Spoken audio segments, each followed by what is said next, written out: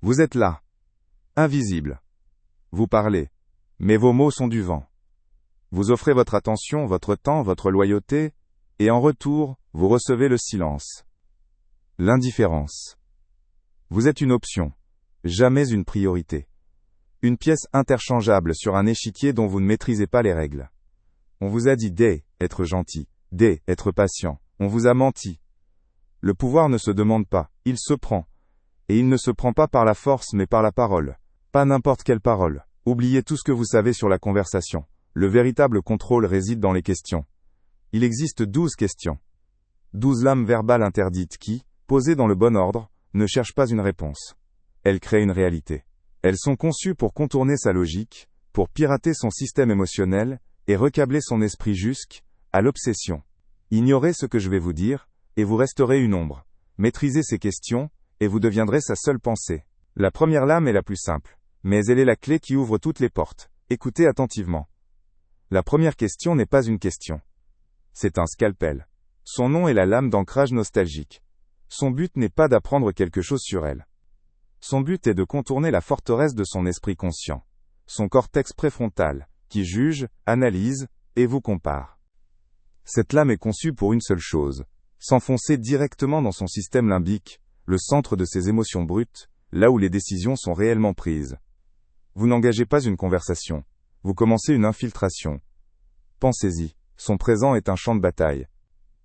Un territoire gardé par ses expériences, ses déceptions, ses murs. Tenter de la convaincre avec votre logique est une attaque frontale vouée à l'orel. Échec. Son futur est un brouillard d'ambition et de peur, un terrain instable. Mais son passé contient des sanctuaires. Des poches de souvenirs purs, non gardés, chargées d'une émotion si puissante qu'elle peut être réactivée instantanément. C'est votre point d'entrée. N'attendez pas une occasion, créez-la. Au cours d'une conversation banale, elle mentionnera une anecdote, un lieu, un voyage d'enfance. L'amateur demandera « Session, était bien ?» Point. Une question morte. Une question qui la maintient à la surface. Vous ne jouez pas à ce jeu. Vous attendez le moment précis. Vous la regardez droit dans les yeux. Et vous enfoncez la première lame. La question est la suivante, quel est le détail le plus insignifiant de ce voyage que tu es la seule à te rappeler, et qui te fait encore sourire aujourd'hui? Point. Analysez l'arme. Détail le plus insignifiant. Vous la forcez à écarter les histoires qu'elle a racontées 1000 fois pour plonger dans les archives profondes de sa mémoire. Que tu es la seule à te rappeler? Vous créez instantanément une conspiration, une bulle secrète qui ne contient que vous deux, et ce fragment de son âme. Qui te fait encore sourire? Vous ancrez l'acte de ce souvenir pour vous à une récompense physique et émotionnelle. Regardez ce qui se passe. Vous la verrez s'arrêter. Ses yeux se perdront un instant. Elle n'est plus avec vous. Elle est revenue là-bas. Elle ressent à nouveau le soleil sur sa peau. Elle entend le rire lointain. Elle sent l'odeur de ce moment. Elle ne vous raconte pas un souvenir. Elle le revit. Et pendant qu'elle est dans cet état de transe émotionnelle pure, qui est le catalyseur? Qui est le témoin de cette vulnérabilité sacrée? Vous. En une seule question vous avez cessé être un homme parmi d'autres. Vous êtes devenu une clé pour sa propre joie. C'est la première loi de la reprogrammation, on ne possède pas l'esprit de quelqu'un en lui parlant du présent, on le possède en devenant le gardien de son passé. Mais créer ce lien initial n'est que la première manœuvre sur elle. Échiquier. Une porte ouverte ne sert à rien si vous ne savez pas quoi faire à l'intérieur. Beaucoup s'arrêtent ici, satisfaits d'avoir créé un bon moment. C'est une erreur de débutant. Ce lien est une arme. Il doit être utilisé pour la prochaine étape. Car la confiance que vous venez de fabriquer est le cheval de Troie parfait, pour découvrir ses failles. La deuxième lame est bien plus dangereuse. Elle ne vise pas la lumière de ses souvenirs, mais les fissures sombres de ses insécurités. Ne vous y trompez pas, vous ne cherchez pas à la réconforter. Vous cherchez à comprendre la mécanique de son âme, pour en devenir le seul ingénieur. La première question vous a donné accès. La deuxième, vous donnera la carte de ses peurs. Elle croit que vous partagez un moment. En réalité, vous avez placé la première ancre de sa dépendance. Elle ne le sait pas encore, mais son esprit vient d'apprendre une nouvelle règle. La conversation avec vous est différente. Elle est plus profonde. Plus réelle. Vous devenez la drogue dont elle ne soupçonnait pas avoir besoin. Maintenant que la porte est ouverte, il est temps de cartographier la pièce. La deuxième lame ne cherche pas ce qui la rend heureuse, mais ce que tout le monde admire chez elle, et qu'elle déteste secrètement. C'est là que le véritable pouvoir commence. C'est là que vous la transformez de femme intéressée en sujet captif. Écoutez bien, car cette étape sépare les garçons des rois. Arrêtez tout. Ce que vous allez entendre est une arme. Il n'y a pas de retour en arrière. Une fois que vous saurez, vous verrez les ficelles, vous verrez la matrice. Votre innocence sera la première victime. Pensez à cette réunion. Votre idée, brillante, articulée. Le silence glacial, puis un autre la répète, maladroitement, et tous les regards se tournent vers lui, remplis d'admiration. Vous êtes devenu invisible. Imaginez ce dîner avec ses amis. Vous tentez une blague. Personne ne sourit. Votre voix se perd dans le brouhaha. Vous chartige machtige marikara. Vous haine, êtes qu'un meuble, un décor. Vous payez l'addition, mais vous haine, étiez même pas là. Vous vous souvenez de cette dispute la nuit dernière? Vous aviez raison. Votre logique était implacable. Mais elle ne vous regardait pas, elle regardait à travers vous attendant simplement que le bruit cesse pour pouvoir partir. Cette impuissance. Ce venin qui ronge votre âme. C'est le symptôme. La maladie, c'est votre gentillesse, votre prévisibilité. Vous jouez selon des règles qu'on vous a apprises pour vous maintenir faible. La deuxième lame ne suit pas ces règles. Elle les brise. Son nom est le miroir de la faille secrète. Son but n'est pas de la comprendre. C'est de lui donner l'illusion que vous êtes le seul à la voir vraiment, en ciblant ce qu'elle déteste dans ce que tout le monde adore chez elle. Comprenez bien ceci. Chaque être humain est une forteresse bâtie sur une faille secrète. Une fissure dans les fondations que l'on passe sa vie à masquer. Les gens la complimentent sur son intelligence, sa beauté, sa force. Ils applaudissent le masque. Mais personne ne voit le poids du masque lui-même. C'est votre cible. Vous ne cherchez pas sa force. Vous chassez sa lassitude. La lassitude d'être toujours forte, toujours parfaite. La première lame vous a ouvert la porte de son passé heureux. La deuxième lame, le miroir de la faille secrète, vous donnera la clé de sa prison présente. Au cœur d'une conversation où elle se sent en confiance, après que vous ayez partagé une vulnérabilité mineure et calculée, vous la regarderez comme si vous lisiez à travers elle. Ne souriez pas. Laissez peser un silence d'une seconde. Puis, posez la question. Lentement. Quelle est cette chose que tout le monde admire chez toi, mais que tu considères secrètement comme une faiblesse? Point. Analysez l'arme. Ce que tout le monde admire, valide son personnage public. Elle ne se sent pas attaquée. Que tu considères secrètement, crée une conspiration instantanée, un sanctuaire où seuls vous deux existez. Comme une faiblesse, et l'invitation. Ce n'est pas une question. C'est une absolution. Vous lui donnez la permission d'enlever son armure pour la première fois peut-être de toute sa vie. Ne vous attendez pas à une réponse immédiate. Vous verrez le conflit dans ses yeux, la surprise, la méfiance, puis, la capitulation. Car le besoin d'être vu, vraiment vu, est plus puissant que la peur d'être jugé. Quand elle vous répondra, elle ne vous donnera pas une information. Elle vous remettra un morceau de son âme en gage. À cet instant vous cessez d'être un homme qui veut la séduire. Vous devenez le seul miroir qui ne lui ment pas. C'est la deuxième loi de la domination. Le pouvoir ne vient pas en admirant ses qualités, mais en devenant le gardien de ses failles.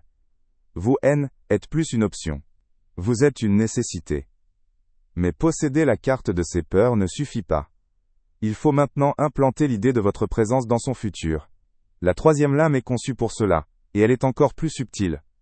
Elle pensera partager une confession. En réalité, elle signe un contrat de dépendance émotionnelle, dont vous seul détenez les termes. Elle vient de vous montrer où elle a mal. Bientôt, vous serez le seul remède. Vous avez la carte, vous avez la clé. Ne faites pas l'erreur du lâche qui contemple son butin sans oser s'en servir. Cette confession qu'elle vous a offerte, ce fragment de son âme qu'elle vous a confié, était pas un cadeau. Était un test. Un test pour voir si vous seriez un simple pansement ou un chirurgien. Le pansement réconforte. Le chirurgien coupe pour reconstruire. Elle vous a montré sa faille. Elle attend, inconsciemment, que vous preniez le contrôle. Chaque homme avant vous a entendu ses peurs et a tenté de la rassurer avec des mots vides. Mais non, tu es forte. Tu ne devrais pas penser ça. Des réponses inutiles qui ne font que renforcer les barreaux de sa prison. Vous, êtes pas comme eux. Vous, êtes pas là pour la rassurer. Vous êtes là pour la reprogrammer. La possession de son présent et de son passé est une manœuvre tactique. Mais la véritable guerre se joue sur le champ de bataille de son futur. C'est là que les empires se construisent. La troisième lame n'est pas un scalpel, c'est un outil d'architecte. Son nom est le pont vers un futur exclusif. Son objectif n'est pas de lui demander ses rêves.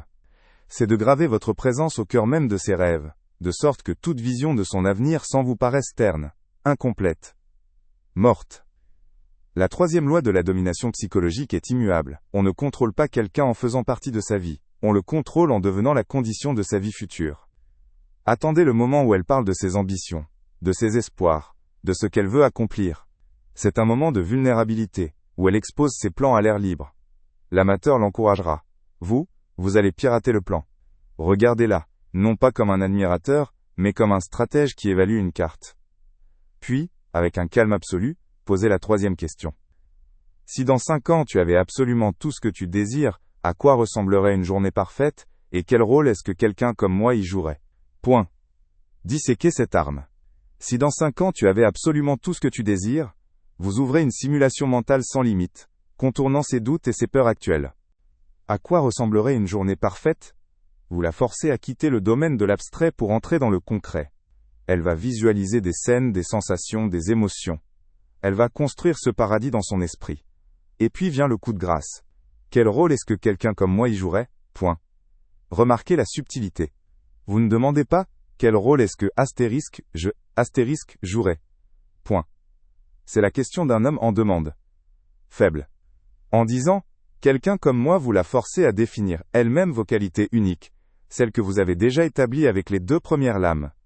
Vous l'obligez à prendre l'archétype que vous représentez, le confident, le gardien de ses secrets, le seul qui la voit vraiment, et à l'intégrer comme une pièce maîtresse de son propre bonheur. Elle ne répond pas à une question, elle écrit un script dont vous devenez le personnage principal. À partir de cet instant, une graine est plantée. Chaque fois qu'elle rêvera à son avenir, votre visage apparaîtra en filigrane. Vous, l'âne, êtes plus une simple rencontre. Vous êtes devenu une prophétie. Mais une prophétie doit être renforcée, jusqu'à devenir une certitude. La 4e lame est conçue pour transformer cette prophétie en dogme. Vous avez conquis son passé. Vous avez infiltré son présent. Vous avez planté votre drapeau dans son futur. Le territoire est presque entièrement sous votre contrôle. Mais un territoire contrôlé n'est pas un territoire loyal. Pour obtenir une loyauté absolue, elle doit vous choisir non pas contre d'autres hommes, mais contre le monde entier. La 4e lame est la plus narcissique et la plus nécessaire. Son nom est elle, épine de la singularité. Une épine ne se retire pas facilement. Elle reste sous la peau. Elle rappelle constamment sa présence. Le but de cette question n'est pas de recevoir un compliment. C'est de la forcer à verbaliser votre supériorité, à cimenter dans son propre esprit la raison pour laquelle vous êtes différent de tous les autres. La nature humaine est simple, nous croyons ce que nous entendons, mais nous sommes esclaves de ce que nous disons nous-mêmes. Un homme faible demande « En quoi suis-je différent ?» Point. Un maître de la psyché crée les conditions pour qu'elle lui explique elle-même. Après un moment de connexion intense, après lui avoir révélé une facette de son âme avec la 2e lame, ou après l'avoir fait rêver avec la 3e, vous la regarderez avec une gravité douce, et vous poserez la question. Honnêtement, quelle est la chose que je comprends chez toi que personne d'autre n'a jamais pris la peine de voir? Point. C'est une bombe. Honnêtement, exige la vérité brute. Que je comprends chez toi, réaffirme votre position unique. Que personne d'autre n'a jamais pris la peine de voir, crée un fossé infranchissable entre vous et le reste de l'humanité. Vous, êtes plus un homme dans la liste. Vous êtes la seule exception à une vie de déception et d'incompréhension. Sa réponse n'est pas pour vous, c'est pour elle. En articulant votre valeur, elle grave cette valeur dans son système neurologique. Elle ne fait pas que vous complimenter. Elle se convainc. Elle construit activement le piédestal sur lequel vous êtes assis. Elle devient la grande prêtresse de votre propre culte. Vous êtes maintenant son passé, son présent, son futur et sa seule exception. Elle ne vous voit plus comme un homme, mais comme une destination. Mais même une destination peut être remise en question. Pour verrouiller le mécanisme, il faut lui faire comprendre que vous atteindre à un coup. Il faut la pousser à investir. La 5e lame ne demande pas une opinion. Elle exige un sacrifice implicite. C'est là que l'obsession commence vraiment à prendre racine. Écoutez-moi bien. Les 4 premières lames vous ont donné un aperçu du pouvoir, une simple lueur dans l'obscurité. Mais les outils ne sont rien sans la doctrine. La technique est inutile sans la philosophie de la domination. Vous tenez des scalpels, mais vous ne comprenez pas encore l'anatomie de l'aile, âme. La clé n'est pas dans les mots des poètes, ou les promesses des psychologues de pacotille. Elle est dans le froid manuel du pouvoir. Elle est chez Machiavel. Il n'a jamais écrit une ligne sur l'amour. Il n'a écrit que sur la mécanique du contrôle. Et sa première leçon est la plus brutale. Le prince ne demande pas la loyauté, il la fabrique en exposant les failles de ses sujets. Une fois qu'un homme comprend les vulnérabilités d'un autre, il ne possède pas seulement son attention, il possède son âme. Jusqu'à présent vous avez été un miroir, lisse, agréable, vide. Un miroir reflète la lumière, il ne la crée pas. Il montre à l'autre ce qu'il veut voir, mais il n'a aucune gravité propre. On le remplace, on l'oublie. Le savoir que je vous transmets n'est pas un simple outil, c'est un acte d'alchimie noire. Il ne polit pas le miroir, il le brise. Il le fait s'effondrer sur lui-même jusqu'à créer un point de densité infinie, un trou noir psychologique. Vous cesserez de réfléchir sa lumière. Vous absorberez son attention tout entière. Vous ne répondrez plus à sa réalité. Vous courberez sa réalité autour de vous. Ses pensées, ses doutes, ses espoirs ne tourneront plus en orbite autour de ses propres désirs, mais autour de l'énigme que vous êtes devenu. Ceci est la transformation, c'est céder, être la proie pour devenir la gravité elle-même. Alors écoutez attentivement, ceci est un contrat entre vous et moi. Il n'y a pas de retour en arrière. Je vais vous révéler les 10 lois immuables de la domination psychologique. Pas des suggestions. Des lois. Celles qui régissent la dépendance, l'attraction et l'obsession. Vous n'apprendrez pas à jouer le jeu. Vous deviendrez le jeu. En retour, vous abandonnerez l'illusion confortable de votre innocence. Vous verrez les ficelles derrière chaque interaction humaine, et vous ne pourrez plus jamais l'ignorer. La première loi vous apprendra à créer la dépendance. La 4e vous montrera comment devenir sa seule source de validation. La 7e, comment l'isoler narrativement du reste du monde. Chacune est une clé qui verrouille une nouvelle porte de son esprit. Mais la 10e loi est la plus dangereuse. Elle est controversée, même parmi ceux qui osent marcher dans ces ténèbres. Parce qu'elle ne vise pas à créer l'obsession. Elle vise à la rendre permanente, irréversible. Elle est le saut final. Acceptez-vous le contrat ? Votre présence ici est déjà une signature. Commençons. La première loi est celle de la faim contrôlée. Ne soyez jamais le festin, soyez la drogue. Un homme faible offre tout de suite. Il déverse son attention, sa validation, son temps. Il devient une ressource abondante, et donc, sans valeur. Vous comprenez le pouvoir du manque. La lame d'ancrage nostalgique n'est pas un simple souvenir partagé. C'est une dose. Une injection d'euphorie pure que vous seul pouvez administrer. Vous créez un pic émotionnel, puis vous vous retirez. Vous lui apprenez, au niveau neurologique, que le plaisir intense est associé à votre présence, et que le vide est associé à votre absence. Vous ne la nourrissez pas. Vous la conditionnez à avoir faim de vous. La 2e loi est le sanctuaire de l'ombre. Arrêtez d'admirer sa lumière. C'est là que tous les autres se pressent, aveugles comme des insectes. La véritable intimité, le véritable contrôle, se trouve dans l'ombre qu'elle projette. Le miroir de la faille secrète n'est pas un acte de compassion. C'est un acte de possession. En devenant le seul gardien de la faille qu'elle méprise, vous devenez le pilier qui empêche sa forteresse de s'effondrer. Elle ne vous est plus simplement attachée, elle vous est redevable. Son secret le plus honteux devient votre ancre la plus profonde dans son âme.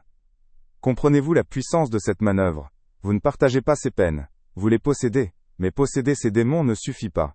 Il faut maintenant lui construire un paradis dont vous êtes le seul architecte. La 3e loi est la colonisation du futur. Un stratège ne gagne pas la bataille d'aujourd'hui. Il rend toutes les batailles futures inutiles, en contrôlant le terrain à l'avance. Son futur est un territoire vierge. Le pont vers un futur exclusif est votre outil de terraformation. En la forçant à visualiser un avenir parfait, et à y insérer quelqu'un comme vous ne lui suggérez pas une idée. Vous implantez un souvenir d'un futur qui n'a pas encore eu lieu. Chaque ambition, chaque rêve, portera désormais votre empreinte. Essayez d'imaginer un avenir heureux, sans vous deviendra un acte de dissonance cognitive, une douleur qu'elle cherchera instinctivement à éviter. Vous êtes plus une option pour sa vie future, vous en êtes la condition préalable. La 4e loi est le dogme de l'exception. Une vérité n'est réelle que lorsqu'elle la prononce elle-même. C'est une loi fondamentale de la psyché humaine. Vous pouvez lui dire 100 fois que vous êtes différent. Ce ne seront que des mots. Du bruit. Mais si elle le dit une seule fois, cela devient un article de foi gravé dans son esprit. Elle, épine de la singularité, n'est pas une question en quête de flatterie. C'est un rituel. Une confession forcée, qui l'oblige à construire votre piédestal, pierre par pierre, avec ses propres mots. Elle ne vous complimente pas. Elle se programme elle-même à vous voir comme l'unique réponse à une vie d'incompréhension, Elle devient la première disciple de votre culte. Ces 4 lois ont bâti votre empire. Mais un empire sans tribu est une illusion. Il est temps de la faire payer, pas avec de l'argent, avec un sacrifice. La 5e loi est la dette irréversible. Le cerveau humain est conçu pour justifier ses investissements. Plus nous payons cher pour quelque chose, plus nous nous convainquons de sa valeur pour éviter la douleur du regret. Votre cible a déjà investi son temps, ses secrets, ses émotions. C'est un bon début. Mais il faut un sacrifice symbolique. Un point de non-retour. La 5e lame, la question du sacrifice implicite, est conçue pour cela. Quelle est la chose la plus folle que tu serais prête à abandonner pour vivre une passion absolument parfaite, ne serait-ce qu'un seul mois? Sa réponse n'a pas d'importance. L'acte mental de choisir un sacrifice, d'envisager de payer un prix pour vous, crée une dette psychologique. Elle a admis, dans le tribunal de son propre esprit, qu'une expérience avec vous valait de renoncer à une partie de sa vie. À partir de là, chaque pas en arrière est une perte nette. Elle est maintenant investie. Elle est piégée par sa propre cohérence. Ces 5 premières lois sont les fondations. Elles ont créé la dépendance, la nécessité et l'investissement. Vous êtes passé d'une option à une priorité. Mais ce n'est que le début. Les lois qui suivent sont plus sombres. Elles ne visent plus à construire. Elles visent à isoler et à dominer. La 6e loi vous apprendra à transformer ces certitudes en sable mouvant, la rendant totalement dépendante de votre réalité. C'est là que le jeu cesse d'être subtil. C'est là que vous devenez son seul Dieu. Vous avez raison, la subtilité est le refuge des faibles. C'est un bouclier pour ceux qui ont peur d'exercer le pouvoir qu'ils convoitent. Mais vous êtes plus de cela. Les 5 premières lois ont construit votre empire sur son esprit. Il est temps de régner. Un souverain ne se contente pas de posséder un territoire. Il en redéfinit les frontières, en réécrit les lois, jusqu'à ce que la réalité de ces sujets ne soit plus qu'un reflet de sa propre volonté. La 6e loi est celle du doute fertile. Comprenez bien ceci, la certitude est une prison. Ses croyances sur le monde, sur l'amour, sur ce qu'elle veut, ne sont que les barreaux de sa cage. Tant qu'elle croit en ces barreaux, elle est en sécurité. Elle est prévisible. Et elle est inaccessible.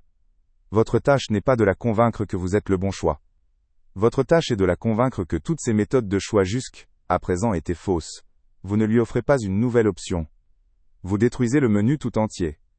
Vous devez transformer le sol solide de ses certitudes en sable mouvant, car c'est seulement lorsqu'elle sentira le monde s'effondrer sous ses pieds, qu'elle se cramponnera à la seule main tendue.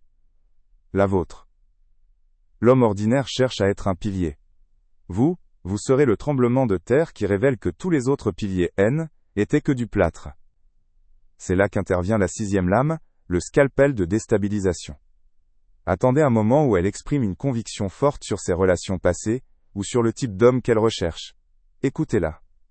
Hochez la tête. Laissez-la finir. Puis, au lieu de la contredire ou de l'approuver, regardez-la avec une sorte de pitié éclairée, comme si vous voyiez une vérité qu'elle est incapable de percevoir. Et posez la question. Et si tout ce que tu as toujours cru rechercher chez un homme était en fait précisément ce qui t'empêchait de trouver ce dont tu as vraiment besoin? Ne dites rien de plus. Laissez le poison faire son œuvre. Cette question ne demande pas de réponse. C'est un virus logique. Il court-circuite son système de validation. Elle ne peut pas dire non, car cela la ferait paraître bornée. Elle ne peut pas dire oui, sans admettre que toute sa vie sentimentale a été une erreur. Vous l'avez placée dans un état de pure confusion. Et dans cet état, qui est le seul guide possible? Celui qui a posé la question. Celui qui, visiblement, détient la réponse. Vous êtes plus un candidat. Vous êtes le diagnosticien de son âme malade. Mais déstabiliser n'est que la moitié de la bataille. Un esprit en plein chaos est vulnérable, mais il est aussi dangereux. Il faut maintenant le reconstruire sur de nouvelles fondations. Vos fondations. C'est le but de la 7e loi, qui est peut-être la plus puissante de toutes pour créer une séparation nette entre vous et le reste du monde. La 7e loi est le serment silencieux. L'humanité est une masse bruyante et solitaire. Chacun crie ses opinions, mais personne écoute les secrets. Un secret partagé n'est pas un simple échange d'informations. C'est la création d'un univers à deux. Un complot. Une bulle d'exclusivité si dense que la lumière du monde extérieur ne peut plus y pénétrer. Tous les autres hommes ont essayé de la comprendre. Erreur fatale.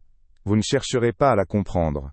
Vous lui offrirez un endroit où elle n'a pas besoin d'être comprise, seulement d'être acceptée.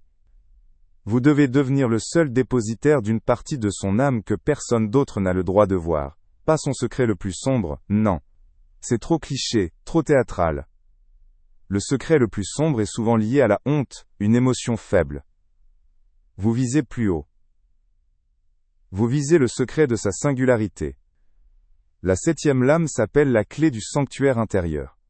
Dans un moment de calme, après avoir établi un profond sentiment de sécurité, vous la regarderez et vous direz, d'une voix basse et grave, « Dis-moi un secret que tu n'as jamais avoué à personne.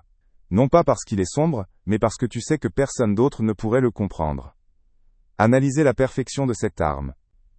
Non pas parce qu'il est sombre, la libère de la peur du jugement. Parce que personne d'autre ne pourrait le comprendre. Et la flatterie ultime. Vous ne lui dites pas qu'elle est intelligente ou belle. Vous lui dites qu'elle est complexe, unique, une énigme que seul un esprit de votre calibre peut apprécier. Lorsqu'elle vous confiera ce secret, ce ne sera pas une confession, ce sera une cérémonie d'intronisation. Elle vous sacre gardien de sa vérité la plus intime.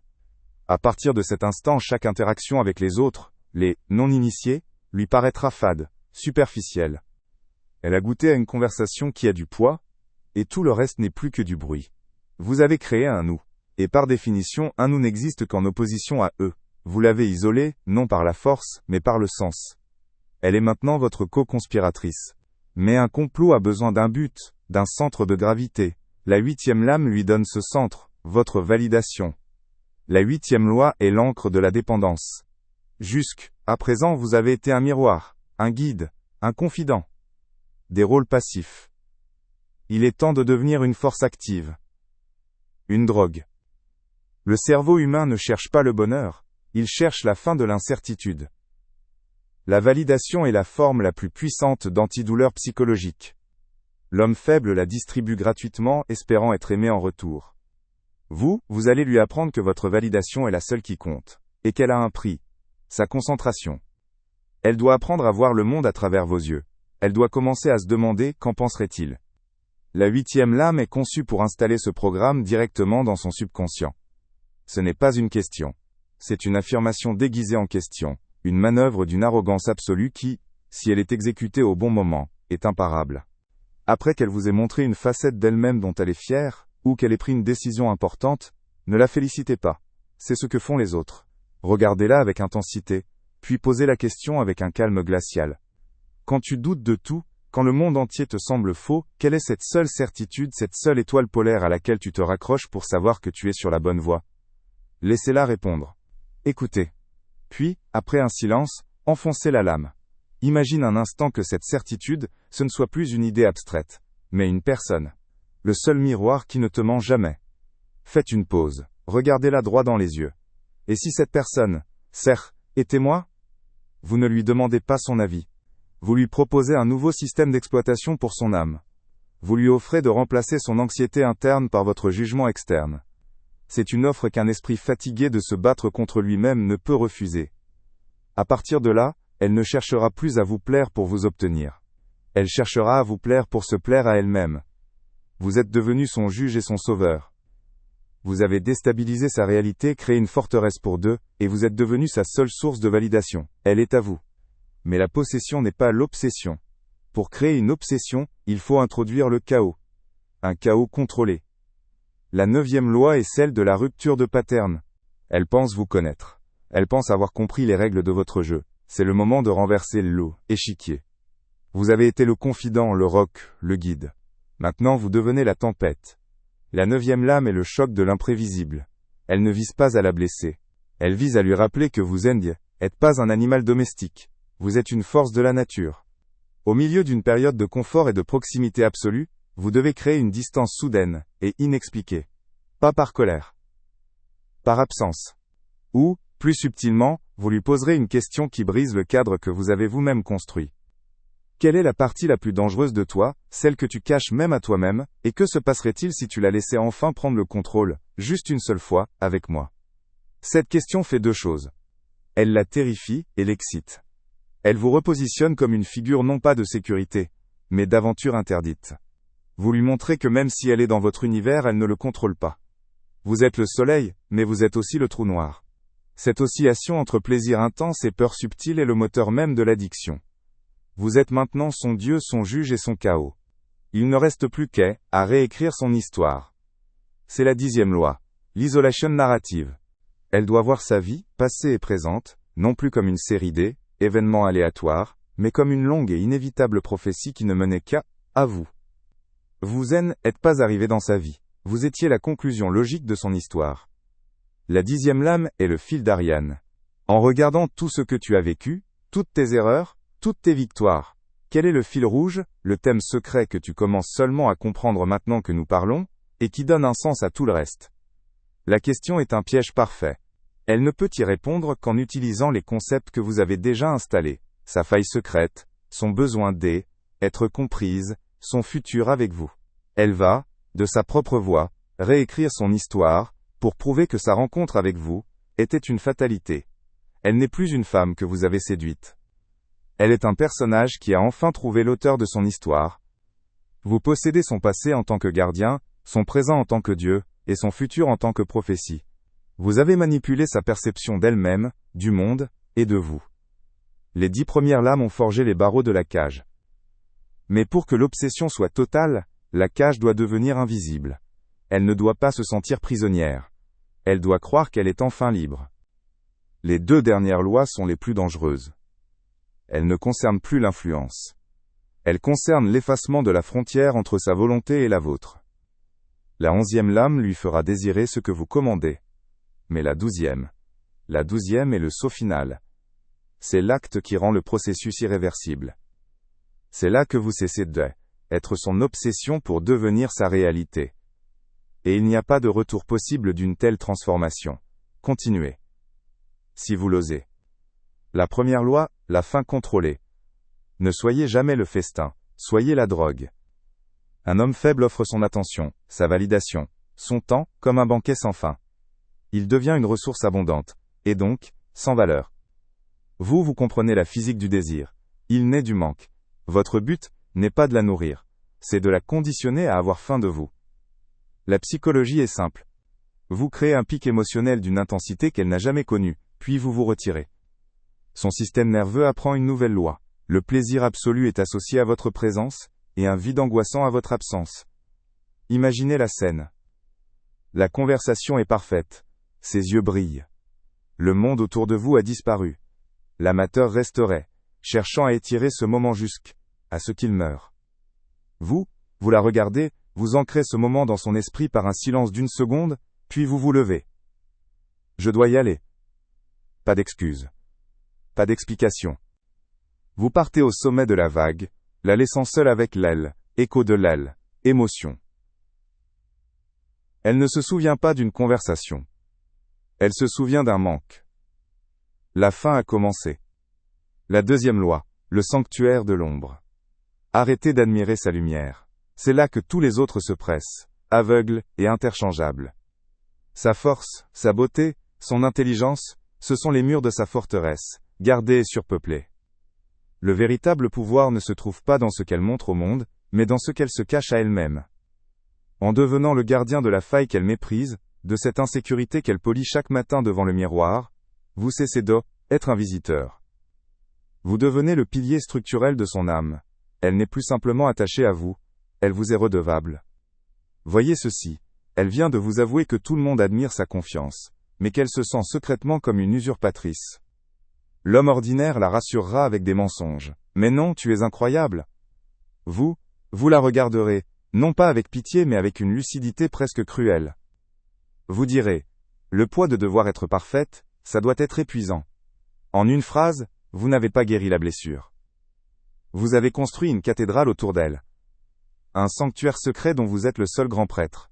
La 3e loi, la colonisation du futur. Un amateur se bat pour gagner la bataille d'aujourd'hui. Un maître rend toutes les batailles futures inutiles, en contrôlant le terrain à l'avance. Son futur est un territoire vierge, une carte non dessinée. Vous n'allez pas lui demander la permission d'y entrer. Vous allez y planter votre drapeau par la force de son propre imaginaire. La psychologie de la projection est une arme absolue. En la forçant à visualiser un avenir parfait, et à y insérer quelqu'un comme vous ne lui suggérez pas une idée. Vous implantez un souvenir d'un futur qui n'a pas encore eu lieu. Pensez-y. Elle vous décrit son rêve, une petite librairie au bord de la mer. Elle est heureuse, enfin. Vous l'avez poussée à décrire votre rôle dans cette perfection. Elle ferme les yeux et dit. Tu serais là. Dans le fauteuil en cuir. Près de la fenêtre. Et de temps en temps tu lèverais les yeux de ton livre. Et tu me sourirais. C'est terminé. À partir de cet instant, chaque fois qu'elle pensera à son rêve, à son unique refuge contre la laideur du monde, votre visage sera là. Essayez d'imaginer ce futur sans vous deviendra un acte de douleur, une dissonance cognitive qu'elle évitera à tout prix. Vous êtes plus une option pour sa vie. Vous en êtes la condition. La 4e loi, le dogme de l'exception. Une vérité n'est réelle que lorsqu'elle la prononce elle-même. Vous pouvez lui dire 100 fois que vous êtes différent. Ce ne sera que du bruit, le plaidoyer pathétique d'un vendeur. Mais si elle le dit, une seule fois, avec ses propres mots, cela devient un article de foi gravé dans son système neurologique. Votre tâche n'est pas de la convaincre. C'est de mener l'interrogatoire qui la force à se convaincre elle-même. La scène, une connexion profonde vient d'avoir lieu. Le silence est chargé. Vous la regardez avec une gravité totale, et vous posez la question. Elle, épine de la singularité. Honnêtement, quelle est la chose que je comprends chez toi que personne d'autre n'a jamais pris la peine de voir? Observez le mécanisme. Vous la forcez à scanner toute son histoire relationnelle, à revivre chaque déception, chaque moment d'incompréhension. Puis, elle vous regarde, et elle articule la vérité. Tu es le seul à voir la lutte, pas seulement la victoire. Ces mots ne sont pas pour vous. Ils sont pour elle. Elle vient de construire votre piédestal, pierre par pierre. Elle n'est plus une simple femme intéressée, elle est devenue la première disciple de votre culte. La 5e loi, la dette irréversible. Le cerveau humain est une machine à justifier ses propres investissements. Plus le prix est élevé, plus nous nous convainquons de la valeur de notre acquisition pour échapper à la folie du regret. Elle a déjà investi son temps, ses secrets et ses émotions. C'est un bon début, mais ce n'est pas suffisant. Pour verrouiller son engagement, il faut la pousser à envisager un sacrifice. Un point de non-retour psychologique. Vous ne lui demandez rien. Vous lui demandez d'imaginer. Quelle est la chose la plus folle que tu serais prête à abandonner pour vivre une passion absolument parfaite, ne serait-ce qu'un seul mois? Regardez ce qui se passe dans son esprit. La question elle-même est un acte de pouvoir. Elle est forcée de mettre sa vie actuelle en balance avec une expérience potentielle avec vous. Le choix qu'elle fait dans sa tête, qu'elle l'avoue ou non, n'a aucune importance. L'acte mental de choisir, d'envisager de payer un prix pour vous, crée une dette psychologique. Elle a admis, dans le tribunal de sa propre âme, que vous valiez un sacrifice. Chaque pas en arrière est désormais une perte. Elle est piégée par sa propre cohérence. Ces 5 lois ont bâti les fondations. Elles ont créé la dépendance, la nécessité et l'investissement. Vous êtes passé du nombre à une priorité. Mais ce n'est que le jeu des princes. Si vous avez trouvé ces armes puissantes, attendez de voir les suivantes. Les 5 prochaines lois ne visent plus à construire. Elles visent à isoler, à déstabiliser et à dominer. Ce sont les outils que les véritables rois utilisent pour régner en silence sur l'empire d'un esprit. La subtilité est le refuge des faibles. C'est un bouclier pour ceux qui ont peur d'exercer le pouvoir qu'ils convoitent. Mais vous, êtes plus de cela. Les 5 premières lois ont construit votre empire sur son esprit. Il est temps de régner.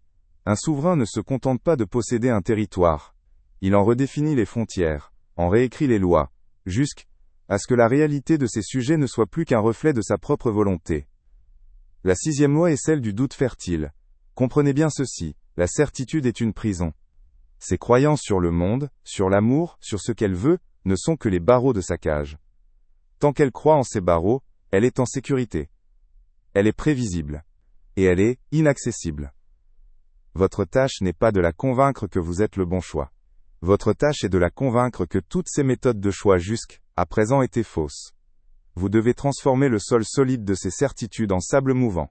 Car c'est seulement lorsqu'elle sentira le monde s'effondrer sous ses pieds qu'elle se cramponnera à la seule main tendue. La vôtre. C'est là qu'intervient la 6e lame, le scalpel de déstabilisation. Attendez un moment où elle exprime une conviction forte. Puis, au lieu de la contredire, regardez-la avec une sorte de pitié éclairée, et posez la question. Et si tout ce que tu as toujours cru rechercher chez un homme, était en fait précisément ce qui t'empêchait de trouver ce dont tu as vraiment besoin?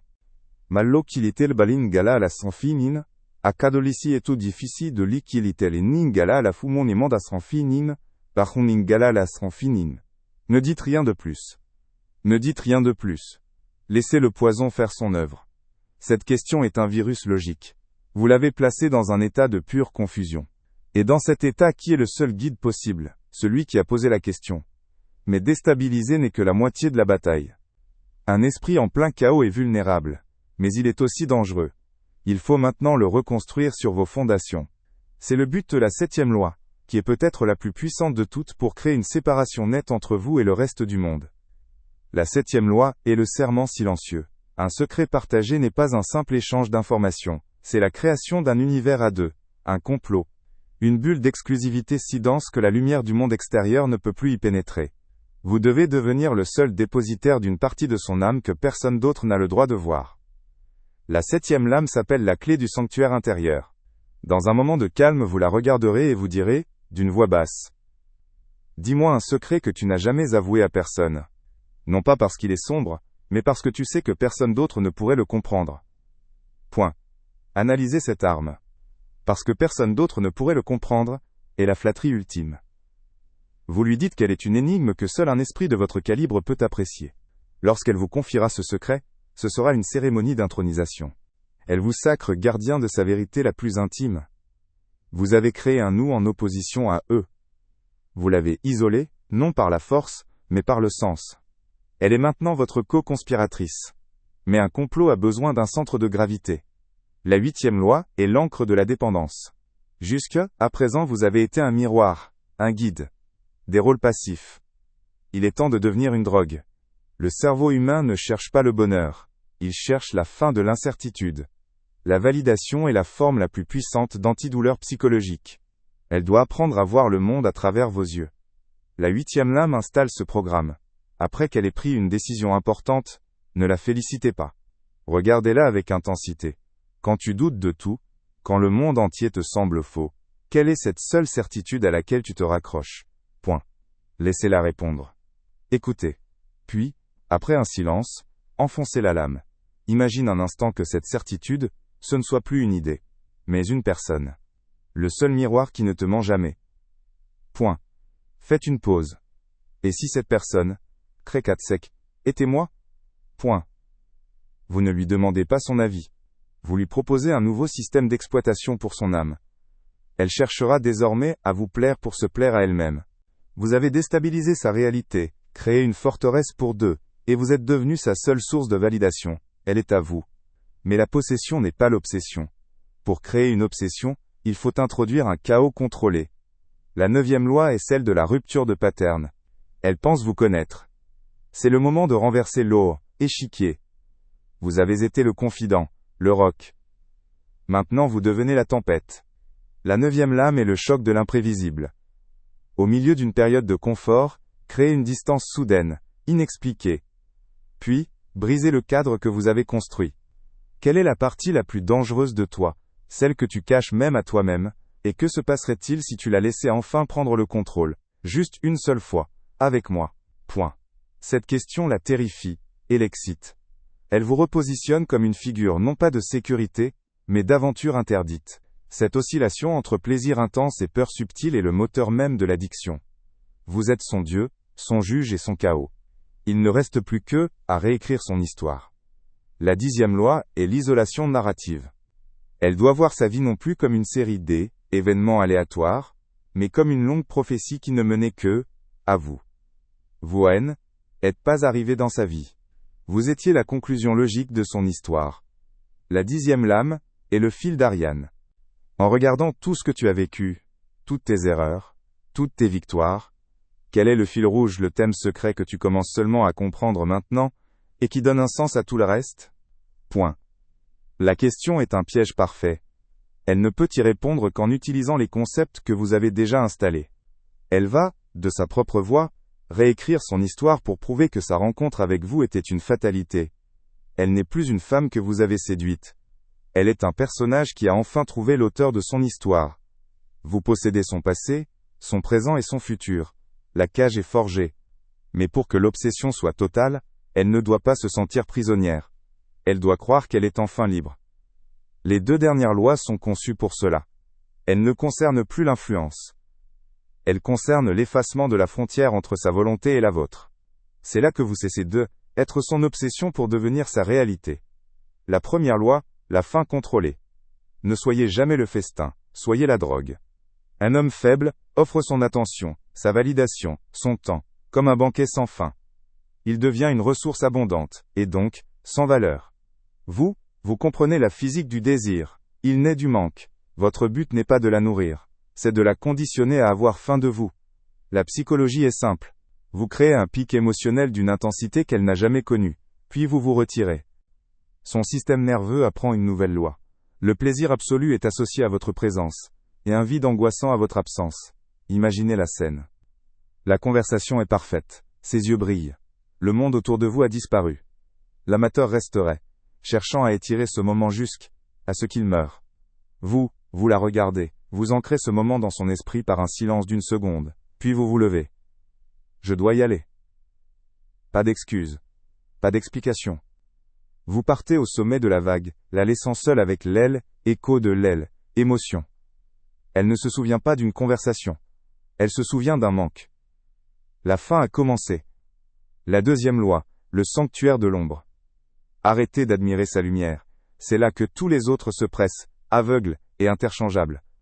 Sa force, sa beauté, son intelligence, ce sont les murs de sa forteresse, gardés et surpeuplés. Le véritable pouvoir ne se trouve pas dans ce qu'elle montre au monde, mais dans ce qu'elle se cache à elle-même. En devenant le gardien de la faille qu'elle méprise, de cette insécurité qu'elle polit chaque matin devant le miroir, vous cessez d'être un visiteur. Vous devenez le pilier structurel de son âme. Elle n'est plus simplement attachée à vous, elle vous est redevable. Voyez ceci. Elle vient de vous avouer que tout le monde admire sa confiance, mais qu'elle se sent secrètement comme une usurpatrice. L'homme ordinaire la rassurera avec des mensonges. Mais non, tu es incroyable.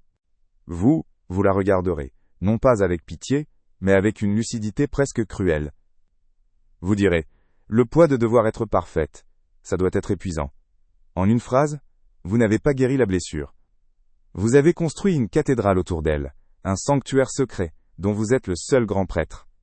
La troisième loi, la colonisation du futur. Un amateur se bat pour gagner la bataille d'aujourd'hui. Un maître rend toutes les batailles futures inutiles, en contrôlant le terrain à l'avance. Son futur est un territoire vierge, une carte non dessinée. Vous n'allez pas lui demander la permission d'y entrer. Vous allez y planter votre drapeau par la force de son propre imaginaire. La psychologie de la projection est une arme absolue. En la forçant à visualiser un avenir parfait, et à y insérer quelqu'un comme vous ne lui suggérez pas une idée. Vous implantez un souvenir d'un futur qui n'a pas encore eu lieu. Pensez-y. Elle vous décrit son rêve. Une petite librairie au bord de la mer. Elle est heureuse, enfin. Vous l'avez poussée à décrire votre rôle dans cette perfection. Elle ferme les yeux et dit « Tu serais là, dans le fauteuil en cuir près de la fenêtre. Et de temps en temps, tu lèverais les yeux de ton livre, et tu me sourirais. C'est terminé. » À partir de cet instant, chaque fois qu'elle pensera à son rêve, à son unique refuge contre la laideur du monde, votre visage sera là. Essayez d'imaginer ce futur sans vous deviendra un acte de douleur, une dissonance cognitive, qu'elle évitera à tout prix. Vos haines êtes plus une option pour sa vie. Vous en êtes la condition. La quatrième loi, le dogme de l'exception. Une vérité n'est réelle que lorsqu'elle la prononce elle-même. Vous pouvez lui dire 100 fois que vous êtes différent. Ce ne sera que du bruit, le plaidoyer pathétique d'un vendeur. Mais si elle le dit, une seule fois, avec ses propres mots, cela devient un article de foi gravé dans son système neurologique. Votre tâche n'est pas de la convaincre. C'est de mener l'interrogatoire qui la force à se convaincre elle-même. La scène, une connexion profonde vient d'avoir lieu. Le silence est chargé. Vous la regardez avec une gravité totale, et vous posez la question. Elle, épine de la singularité. Honnêtement, quelle est la chose que je comprends chez toi que personne d'autre n'a jamais pris la peine de voir? Observez le mécanisme. Vous la forcez à scanner toute son histoire relationnelle, à revivre chaque déception, chaque moment d'incompréhension. Puis, elle vous regarde et elle articule la vérité. Tu es le seul à voir la lutte, pas seulement la victoire. Ces mots ne sont pas pour vous. Ils sont pour elle. Elle vient de construire votre piédestal, pierre par pierre. Elle n'est plus une simple femme intéressée. Elle est devenue la première disciple de votre culte. La cinquième loi, la dette irréversible. Le cerveau humain est une machine à justifier ses propres investissements. Plus le prix est élevé, Plus nous nous convainquons de la valeur de notre acquisition pour échapper à la folie du regret. Elle a déjà investi son temps, ses secrets, ses émotions. C'est un bon début, mais ce n'est pas suffisant. Pour verrouiller son engagement, il faut la pousser à envisager un sacrifice. Un point de non-retour psychologique. Vous ne lui demandez rien. Vous lui demandez d'imaginer. Quelle est la chose la plus folle que tu serais prête à abandonner pour vivre une passion absolument parfaite, ne serait-ce qu'un seul mois? Regardez ce qui se passe dans son esprit. La question elle-même est un acte de pouvoir.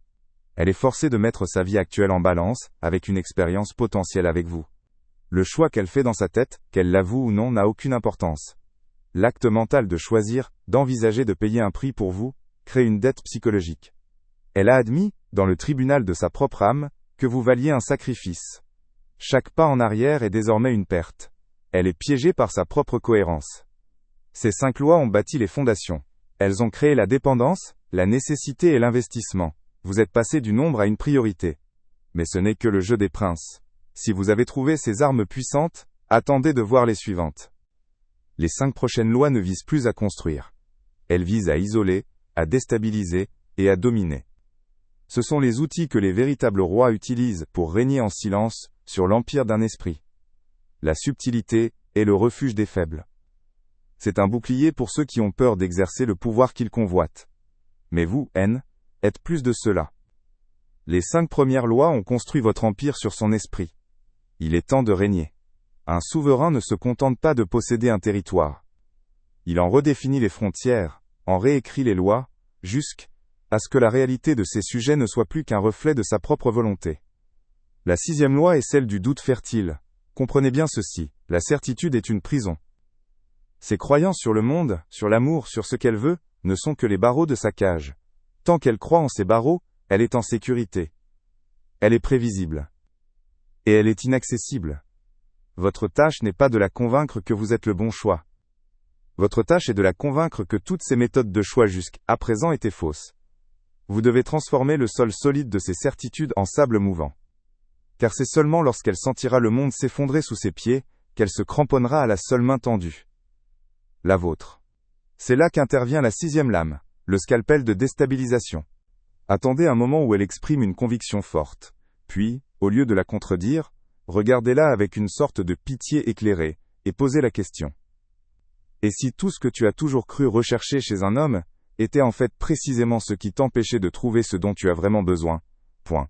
Ne dites rien de plus. Laissez le poison faire son œuvre. Cette question est un virus logique. Vous l'avez placé dans un état de pure confusion. Et dans cet état, qui est le seul guide possible? Celui qui a posé la question. Mais déstabiliser n'est que la moitié de la bataille. Un esprit en plein chaos est vulnérable, mais il est aussi dangereux. Il faut maintenant le reconstruire sur vos fondations. C'est le but de la 7e loi, qui est peut-être la plus puissante de toutes pour créer une séparation nette entre vous et le reste du monde. La 7e loi est le serment silencieux. Un secret partagé n'est pas un simple échange d'informations, c'est la création d'un univers à deux, un complot. Une bulle d'exclusivité si dense que la lumière du monde extérieur ne peut plus y pénétrer. Vous devez devenir le seul dépositaire d'une partie de son âme, que personne d'autre n'a le droit de voir. La 7e lame s'appelle la clé du sanctuaire intérieur.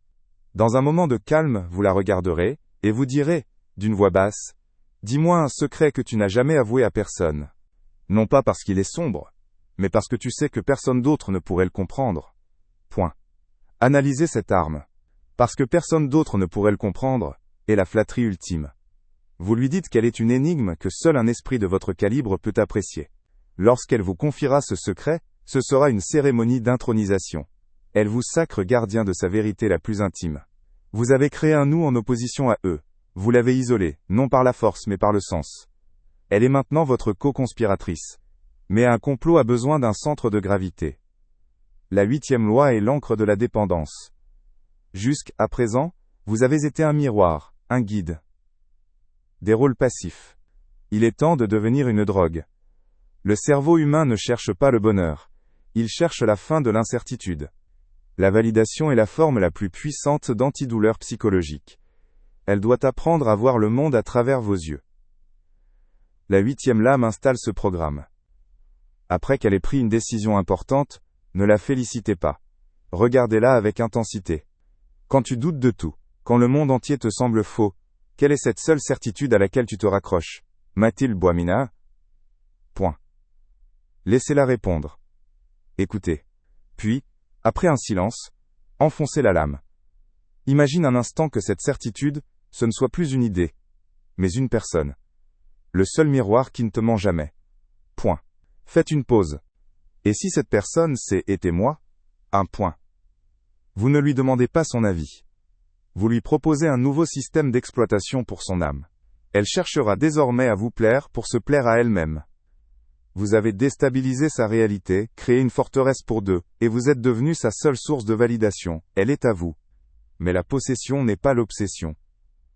Pour créer une obsession, il faut introduire un chaos contrôlé. La 9e loi est celle de la rupture de pattern. Elle pense vous connaître. C'est le moment de renverser le sans contresensi échiquier. Vous avez été le confident, le roc. Maintenant, vous devenez la tempête. La 9e lame est le choc de l'imprévisible. Au milieu d'une période de confort, créez une distance soudaine, inexpliquée. Puis, brisez le cadre que vous avez construit.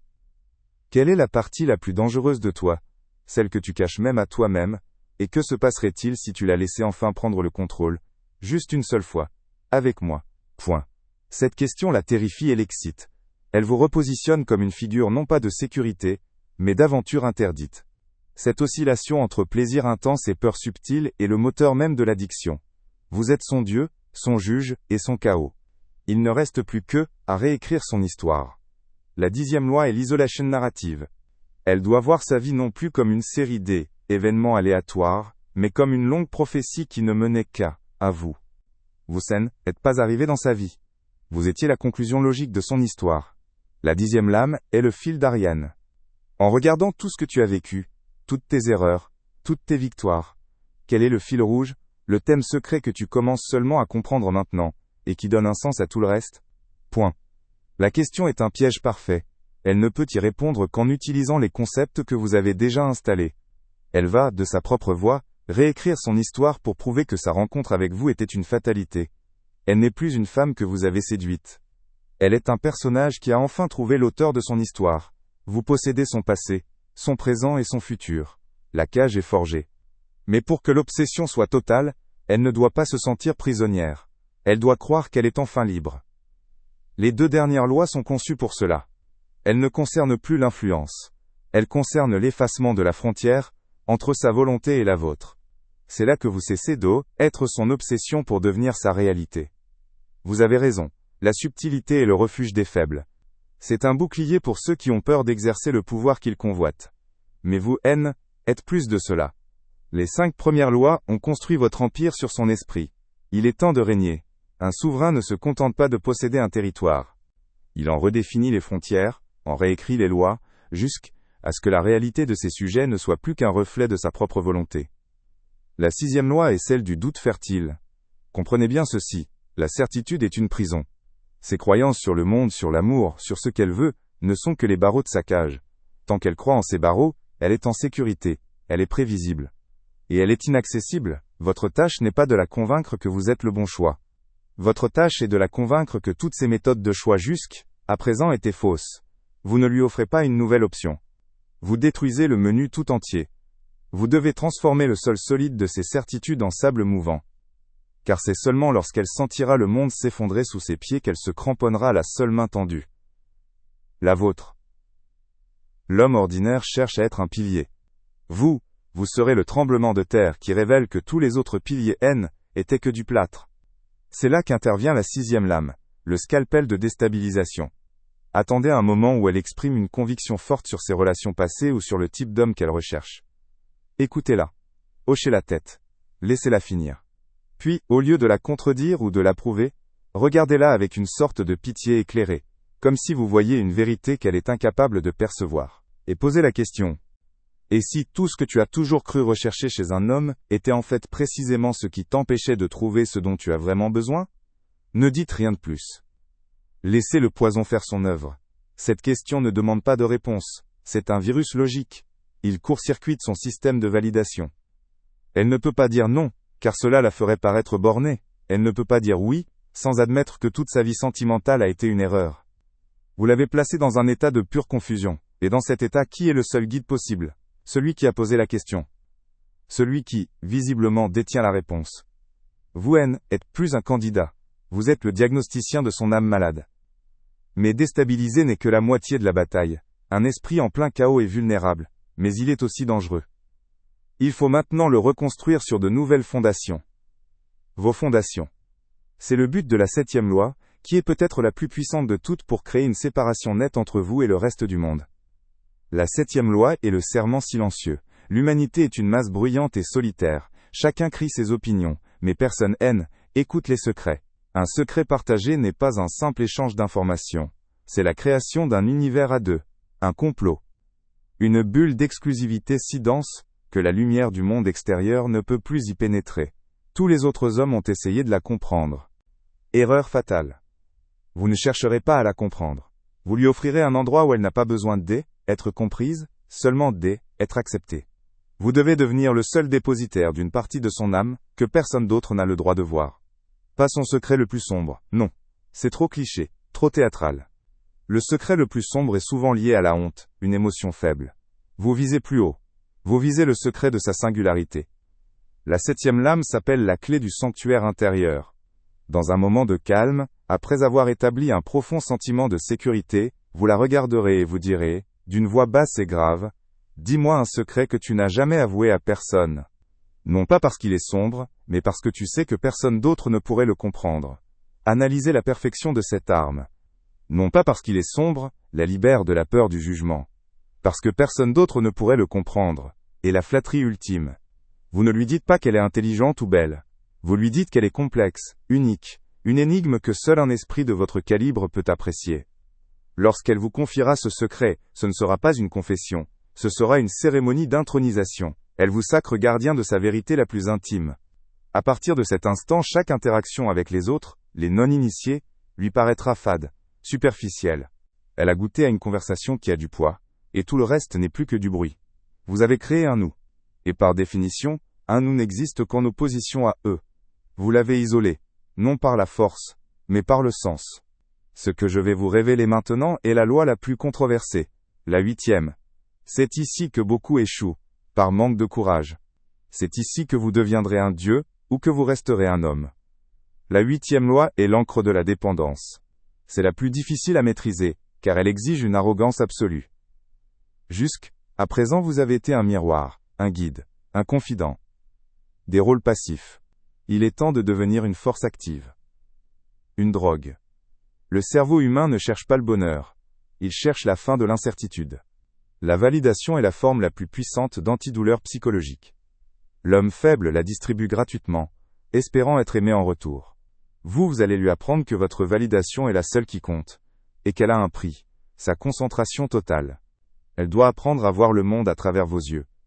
Elle doit commencer à se demander, qu'en penserait-il ? La 8e lame est conçue pour installer ce programme directement dans son subconscient.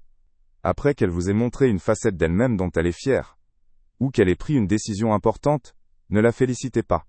C'est ce que font les autres. Regardez-la avec intensité puis posez la question avec un calme glacial. Quand tu doutes de tout, quand le monde entier te semble faux, quelle est cette seule certitude, cette seule étoile polaire à laquelle tu te raccroches pour savoir que tu es sur la bonne voie ? Laissez-la répondre. Écoutez. Puis, après un silence, enfoncez la lame. Imagine un instant que cette certitude, ce ne soit plus une idée abstraite, mais une personne. Le seul miroir qui ne te ment jamais. Faites une pause. Regardez-la droit dans les yeux. Et si cette personne, était moi ? Point. Vous ne lui demandez pas son avis. Vous lui proposez un nouveau système d'exploitation pour son âme. C'est une offre qu'un esprit fatigué de se battre contre lui-même ne peut refuser. Elle cherchera désormais à vous plaire pour se plaire à elle-même. Vous êtes devenu son juge et son sauveur. Vous avez déstabilisé sa réalité, créé une forteresse pour deux et vous êtes devenu sa seule source de validation, elle est à vous. Mais la possession n'est pas l'obsession. Pour créer une obsession, il faut introduire le chaos. Un chaos contrôlé. La 9e loi est celle de la rupture de pattern. Elle pense vous connaître. Elle pense avoir compris les règles de votre jeu. C'est le moment de renverser le échiquier. Vous avez été le confident, le roc, le guide. Maintenant vous devenez la tempête. La 9e lame est le choc de l'imprévisible. Elle ne vise pas à la blesser. Elle vise à lui rappeler que vous n'êtes pas un animal domestique. Vous êtes une force de la nature. Au milieu d'une période de confort et de proximité absolue, vous devez créer une distance soudaine et inexpliquée. Pas par colère. Par absence. Ou, plus subtilement, vous lui poserez une question qui brise le cadre que vous avez vous-même construit. Quelle est la partie la plus dangereuse de toi, celle que tu caches même à toi-même, et que se passerait-il si tu la laissais enfin prendre le contrôle, juste une seule fois, avec moi? Point. Cette question fait deux choses. Elle la terrifie, et l'excite. Elle vous repositionne comme une figure non pas de sécurité, mais d'aventure interdite. Vous lui montrez que même si elle est dans votre univers, elle ne le contrôle pas. Vous êtes le soleil, mais vous êtes aussi le trou noir. Cette oscillation entre plaisir intense et peur subtile est le moteur même de l'addiction. Vous êtes maintenant son Dieu, son juge et son chaos. Il ne reste plus qu'à réécrire son histoire. C'est la 10e loi, l'isolation narrative. Elle doit voir sa vie, passée et présente, non plus comme une série d'événements aléatoires, mais comme une longue et inévitable prophétie qui ne menait qu'à vous. Vous n'êtes pas arrivé dans sa vie. Vous étiez la conclusion logique de son histoire. La 10e lame est le fil d'Ariane. En regardant tout ce que tu as vécu, toutes tes erreurs, toutes tes victoires, quel est le fil rouge? Le thème secret que tu commences seulement à comprendre maintenant que nous parlons, et qui donne un sens à tout le reste. Point. La question est un piège parfait. Elle ne peut y répondre qu'en utilisant les concepts que vous avez déjà installés. Sa faille secrète, son besoin d'être comprise, son futur avec vous. Elle va, de sa propre voix, réécrire son histoire pour prouver que sa rencontre avec vous était une fatalité. Elle n'est plus une femme que vous avez séduite. Elle est un personnage qui a enfin trouvé l'auteur de son histoire. Vous possédez son passé en tant que gardien, son présent en tant que Dieu, et son futur en tant que prophétie. Vous avez manipulé sa perception d'elle-même, du monde, et de vous. Les 10 premières lames ont forgé les barreaux de la cage. Mais pour que l'obsession soit totale, la cage doit devenir invisible. Elle ne doit pas se sentir prisonnière. Elle doit croire qu'elle est enfin libre. Les 2 dernières lois sont les plus dangereuses. Elles ne concernent plus l'influence. Elles concernent l'effacement de la frontière entre sa volonté et la vôtre. La 11e lame lui fera désirer ce que vous commandez. Mais la 12e? La 12e est le saut final. C'est l'acte qui rend le processus irréversible. C'est là que vous cessez d'être son obsession pour devenir sa réalité. Et il n'y a pas de retour possible d'une telle transformation. Continuez. Si vous l'osez. Vous avez forgé la cage, vous avez réécrit son histoire, vous êtes devenu son Dieu. Mais un Dieu craint par ses sujets, n'est qu'un tyran attendant d'être renversé. Le pouvoir ultime n'est pas être craint. C'est de faire en sorte que votre volonté devienne la sienne, que vos désirs deviennent ses prières. La 11e loi est celle du recablage perceptuel. Elle est conçue pour effacer la frontière entre sa volonté et la vôtre. Le faible commande. Le maître suggère une liberté qui ne mène qu'à une seule porte, la sienne. Vous ne lui direz jamais quoi faire. Vous allez créer un scénario, où l'alternative à votre désir est si terne, si lâche, si indigne d'elle, qu'elle choisira votre chemin en croyant que c'est un acte de courage. C'est la 11e lame, le choix de l'architecte. Dans un moment où une décision se présente, qu'elle soit mineure ou majeure, ne donnez pas votre avis. Présentez-lui 2 chemins sous la forme d'une question. Tu as le choix bien sûr. Tu peux prendre le chemin de la sécurité, celui que tout le monde attend de toi, et personne ne t'en voudra. Ou, tu peux choisir le chemin qui te terrifie un peu, celui qui te ferait te sentir vraiment vivante, ne serait-ce qu'un instant.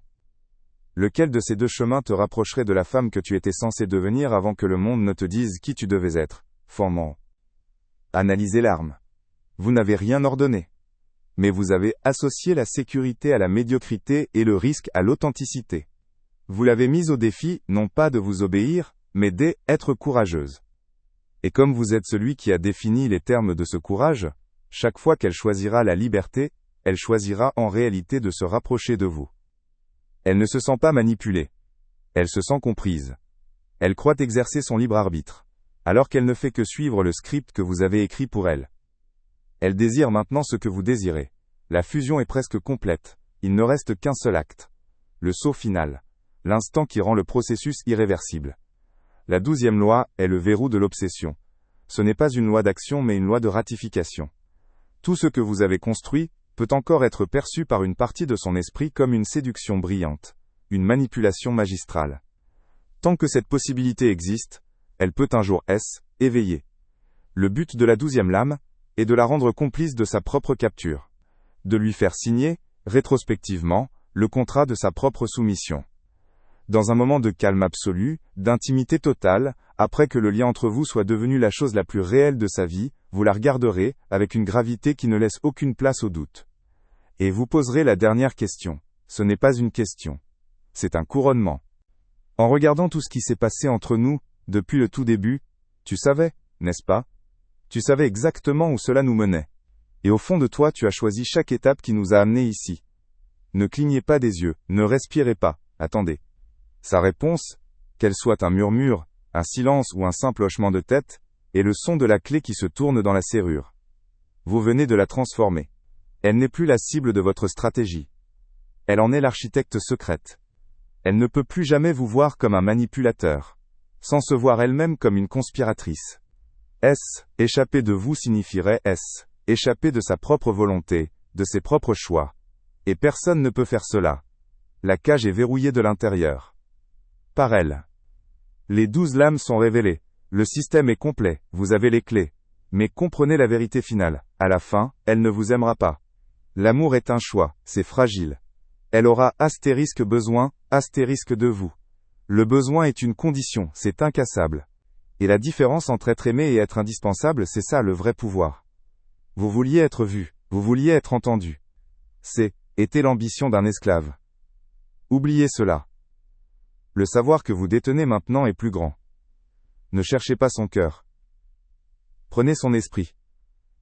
Le reste suivra. Le jeu est terminé, vous êtes plus un joueur. Vous êtes le échiquier lui-même. Maintenant allez régner. Vous avez raison, la subtilité est le refuge des faibles. C'est un bouclier pour ceux qui ont peur d'exercer le pouvoir qu'ils convoitent. Mais vous êtes plus de cela. Les 5 premières lois ont construit votre empire sur son esprit. Il est temps de régner. Un souverain ne se contente pas de posséder un territoire. Il en redéfinit les frontières, en réécrit les lois, jusqu'à ce que la réalité de ses sujets ne soit plus qu'un reflet de sa propre volonté. La 6e loi est celle du doute fertile. Comprenez bien ceci. La certitude est une prison. Ses croyances sur le monde, sur l'amour, sur ce qu'elle veut, ne sont que les barreaux de sa cage. Tant qu'elle croit en ces barreaux, elle est en sécurité. Elle est prévisible. Et elle est inaccessible. Votre tâche n'est pas de la convaincre que vous êtes le bon choix. Votre tâche est de la convaincre que toutes ces méthodes de choix jusqu'à présent étaient fausses. Vous ne lui offrez pas une nouvelle option. Vous détruisez le menu tout entier. Vous devez transformer le sol solide de ses certitudes en sable mouvant, car c'est seulement lorsqu'elle sentira le monde s'effondrer sous ses pieds, qu'elle se cramponnera à la seule main tendue. La vôtre. L'homme ordinaire cherche à être un pilier. Vous serez le tremblement de terre qui révèle que tous les autres piliers étaient que du plâtre.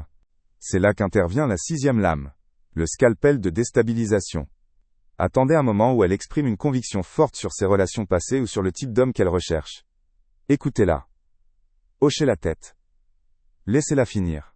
Puis, au lieu de la contredire ou de l'approuver, regardez-la avec une sorte de pitié éclairée, comme si vous voyiez une vérité qu'elle est incapable de percevoir. Et posez la question.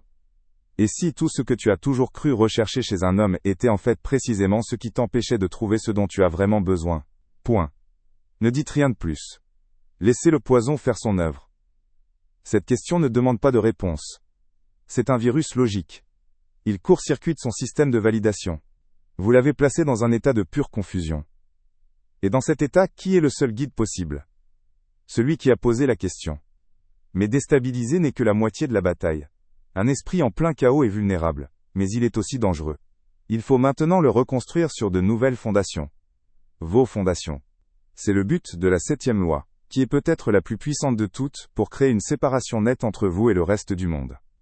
La 7e loi est le serment silencieux. L'humanité est une masse bruyante et solitaire. Chacun crie ses opinions mais personne écoute les secrets. Un secret partagé n'est pas un simple échange d'informations. C'est la création d'un univers à deux. Un complot. Une bulle d'exclusivité si dense que la lumière du monde extérieur ne peut plus y pénétrer. La 7e lame s'appelle la clé du sanctuaire intérieur. Dans un moment de calme, Après avoir établi un profond sentiment de sécurité, vous la regarderez et vous direz, d'une voix basse et grave, « Dis-moi un secret que tu n'as jamais avoué à personne.